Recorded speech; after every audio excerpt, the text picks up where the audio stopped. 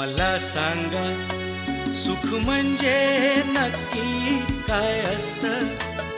मला सांगा सुख म्हणजे नक्की काय असतं. काय पुण्य असलं की ते घर बसल्या मिळतं.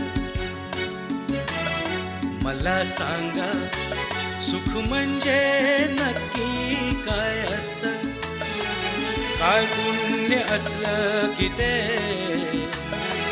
घर बसल्या मिळतं.